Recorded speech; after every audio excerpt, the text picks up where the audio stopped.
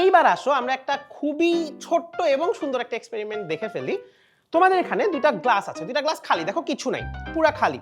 এই দুইটা গ্লাস অথবা মগ আমি যেটাই বলি না কেন, দুইটা মগ আমি এখানে রাখলাম, রেখে এবার আমি এখানে একটা মাঝখানে কাগজ দিয়ে দিলাম। দেখো একটা কাগজ দিয়ে দিলাম, এটা কিন্তু নিতে পারছে না। এইটার সেই ধারণ ক্ষমতাটা নাই যে এই গ্লাসটাকে সে নিতে পারবে। এখন আমরা ঠিক সমপরিমাণ কাগজের একটা শেপ দেওয়ার চেষ্টা করব। দেখো এখানে আমরা কি শেপ আসলে দিয়েছি, ত্রিকোণাকার বা ত্রিভুজাকার শেপ দিয়েছি। ত্রিভুজাকার শেপ দেওয়ার রিজন কি ভাইয়া? আমরা যখন কোনো কিছুকে কোনো ত্রিভুজাকার শেপ বা এমন কোনো আকার দিতে পারি যেটার কারণে এর ক্ষেত্রফলটা বা এর ভর নেয়ার বা ভার নেয়ার ক্ষমতাটা সার্টেন জায়গার মধ্যে ফিক্স হয়ে যায়। যখন আমি ত্রিভুজাকার করছি, কেন আমি ত্রিভুজাকার করলাম?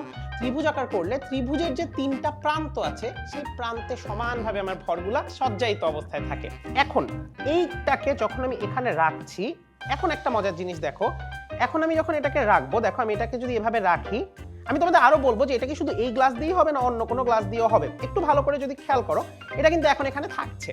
এখন আমার কাছে এখানে পানি আছে, একটু খেয়াল করলে তোমরা দেখতে পাবে যে এই পানিও যদি আমি অ্যাড করি, অর্থাৎ আমি যদি এখানে এক্সট্রা কোনো ভর অ্যাড করি, একটু খেয়াল করে দেখো, যদি আমি এখানে কোনো এক্সট্রা ভর অ্যাড করি, দেখো কিছু কিন্তু হচ্ছে না। কেন হচ্ছে না বলো তো? দেখো আমি আরো পানি যদি অল্প একটু অ্যাড করি, দেখো এই গ্লাসটা কিন্তু স্থির অবস্থায় আছে, এটা কিন্তু পড়ে যাচ্ছে না।